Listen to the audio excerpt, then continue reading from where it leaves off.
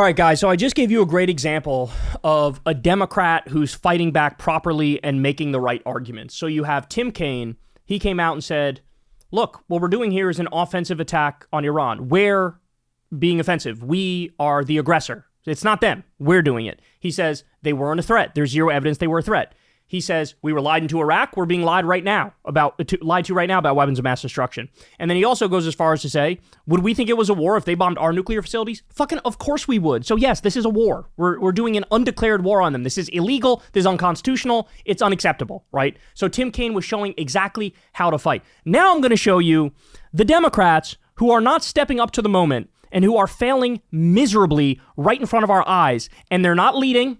They have no spine. And they're being pathetic. So let's start. I mean, I could give you 1,000 examples, but I'll just give you a few here. Let's start with Senator Mark Kelly, Democrat. He says the following. Arizona Senator and Navy combat veteran Mark Kelly released the following statement after President Trump announced the U.S. military had completed strikes on Iran's nuclear facilities in Fordow, Natanz, and Isfahan. Quote, I know how difficult an operation like this is to pull off, and thank our military members and intel community for their patriotism and profession. Let me just pause. We're not doing this again. This is what happened back in 2003. Republicans would say, oh, you're against the Iraq war? Why do you hate our troops?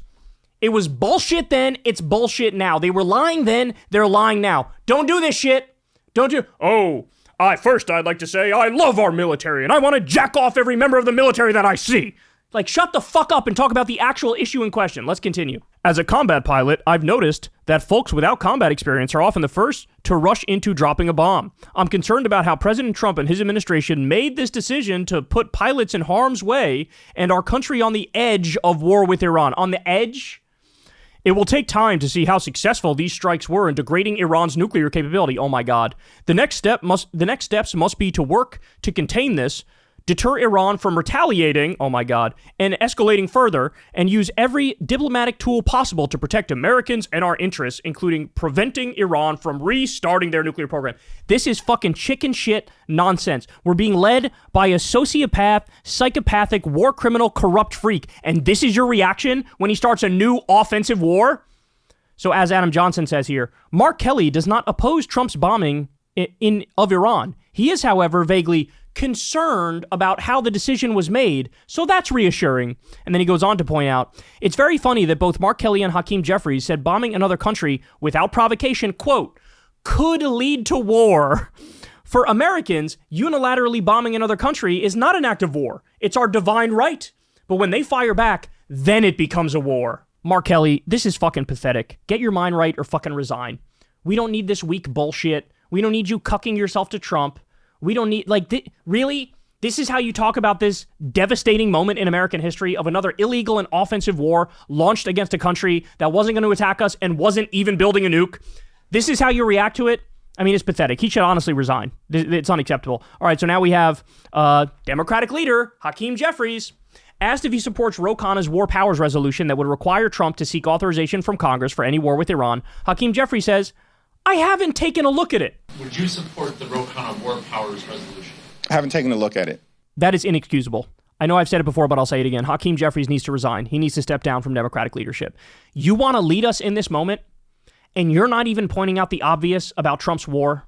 You're not saying it's offensive. You're not saying they weren't a threat. You're not saying we were lied into Iraq, we're being lied into this one. You're not saying, hey, would we think it was a war if they bombed our nuclear facilities? You're not saying any of these things. You're not calling for impeachment. What the fuck are you good for? What are you good for?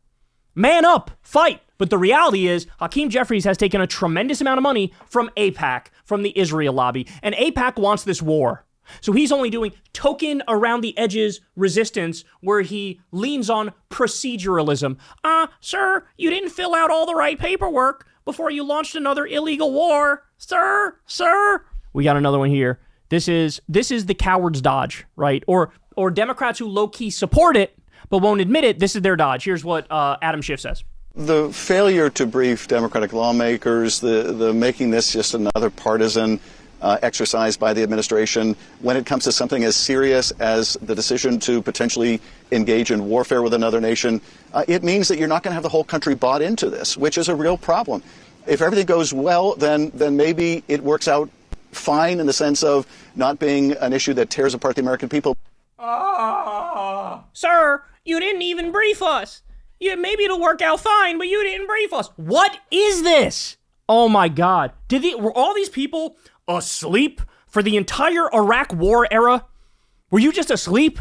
It works out fine in the sense of not being an issue that tears apart the American people. But if things don't go well, if Iran retaliates, if we get in a escalating war with Iran, and you don't have the country bought in because the president didn't seek the approval of Congress, because he didn't make the case to the American people, because he didn't even inform one of the parties in Congress, that's when you have a real problem engaging in warfare on a partisan basis. So a lot of risks here for the country, which, is the reason why you come to Congress in the first place. It's the reason why our Constitution says Congress has the power to declare war, not the president. This is the coward's dodge. The coward's dodge is, you didn't even brief us. You didn't even brief us first, and also, you didn't fill out the right paperwork and go through Congress. But he's not even commenting on the war as such. He's not even saying, I'm against this. This is bad. This is wrong. We were the aggressors. We were the baddie. They're not even bringing up, for the love of God, stop and fucking think about it for a second. The last president, or not the last president of your own party, because that was Biden, but the one before that, Barack Obama, a president of the Democratic Party, Barack Obama, he made a deal with Iran, a nuclear agreement, that was working perfectly. You had over a dozen times the International Atomic Energy Agency went into Iran, did their job, checked their nukes, and said, yeah, everything's good. They're only enriching 3% or 4% to the level for power for their power grid and scientific research. It was working. All we had to do was lift sanctions on them and give them back their own money that we stole. That was it. We had it done. It was over. This was a non-fucking issue. Then Trump comes in, rips up the Iran agreement, takes a shit on it, pulls out of it, then has the nerve to berate Iran after he pulled out of it. He pulls out of the deal, then he goes, why aren't you following the deal? You broke it. You pulled out. What the fuck are you talking about? They have the right to do whatever the fuck they want in that scenario, you dipshit. Now, even having said all that, they still weren't building a nuke. They are not a threat. We are going on the offense, us and Netanyahu. They weren't a threat. We were lied into Iraq. We're being lied into this one. He's not actually commenting on the war. He's not saying, I'm against this. This is horrible. This is insane. He's just, sir, you gotta brief us. Oh my God, bro. I'm gonna lose it. Let's go one more. Iran is a sworn enemy of the United States. Okay. All right. Yeah.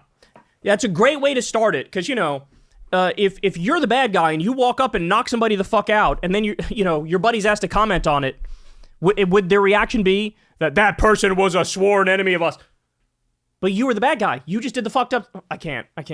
Iran is a sworn enemy of the United States that has terrorized the Middle East and should never have a nuclear weapon. How are they the problem? If Israel is literally committing a genocide being live streamed in 4K right in front of our eyes, how is Iran the problem? Let me ask you this question. When was the last time Iran invaded another country? The answer is 250 fucking years ago, you lying sack of shit. You lying sack of human excrement. They are not the problem. Israel's a bigger problem, and Saudi fucking Arabia are a bigger problem. Israel's doing a genocide in Gaza right now. Saudi Arabia just did a genocide in Yemen, and you have the fucking nerve. So Iran is terrorizing the Middle East and should never... I love how he says they should never have a nuclear weapon. Well, guess what? Mission accomplished. They don't have one. They're not building one. So shut the fuck up and stop bothering them. Stop attacking them. Oh my God. I am grateful to learn that no U.S. troops were harmed during the recent military operations. President Trump's unilateral decision to launch a military strike without congressional authorization will have far-reaching consequences and risks engaging the United States in another prolonged conflict. I am calling for an immediate classified briefing, oh my God, on this administration's framework and strategy for regional stability. The American people deserve answers and transparency. Now is the time to negotiate a lasting peace. He said, I am calling for an immediate classified briefing. Try this, you fucking asshole. I'm calling for immediate impeachment because the guy just launched an illegal and offensive war against a country that didn't attack us and wasn't building a nuke. They lied every step of the way, and now they are the baddies. He's a psychopath. He ruins everything he touches, and now he's trying to break the Middle East and destroy an entire country where hundreds of thousands of people, if not millions of people's lives, will be fucking ruined because of his decision. But you can't fucking say that. You fucking, Iran is definitely terrible. But you should have asked us first, but then you could brief us, and then we'll get a strategy going. What is this message? What is this? Wake up. Wake up. All these fucking assholes. We just had the war in Iraq. I'm 37 years old. My political awakening was the war in Iraq. These assholes are older than me. Were you just not around for that? But no, the fact of the matter is, a lot of these fucking idiots have taken a colossal amount of money from AIPAC, from the Israel lobby. They know Israel wants this war. They're somewhat beholden to Israel. So they're only doing tepid around the edges resistance to one of the crimes of the fucking century that we're witnessing. If you're a Democrat and you're not crusading against this, and you're not against the war, not just, the paperwork. If you're not against, resign, go away, step aside. We need people who are actually going to try to fucking save this country and fight. All of you should be calling for impeachment. If you don't impeach now, there's literally nothing he could ever do that would make you say it's time to impeach. He could nuke Greenland. He could actually steal Panama. He can do war with Mexico. He can do fucking anything. And you'll be, sir, why didn't you tell us? We could have helped you make a strategy. I can't, man. I can't. It's like we're right back in 2002 with the media's endless frothing at the mouth pro-war propaganda. Every elected Republican in D.C. except literally one, Thomas Massey, is like, yes, war, yes. And like, half the Democrats are like, I kind of like this, but I won't say it. Like, bro.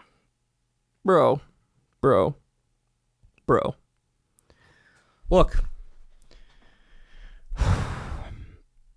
if Democrats actually wanted to win, if Democrats actually cared about this country and this world, the answers of what to do are obvious. It is possible. The Democrats are in a position now where they could literally put up prime FDR-like numbers in the midterms and the next election, assuming it's fair and free, right? Next presidential election. But you just have to care, and you just have to fight, and you just have to mean it, and you just have to feel it. Stop taking all the fucking Israel lobby money. Stop taking the billionaire money. Come out there and tell the fucking truth. Have a moral core and a conscience for once in your fucking life. Follow Tim Kaine's lead. Tim Kaine, Bernie Sanders. Like, follow their lead, bro. But no, these will be like ostracized voices in the corner, the only truth tellers. And then in another fucking 20 years in the future, when I'm 57, well, it'll be again, the political consensus.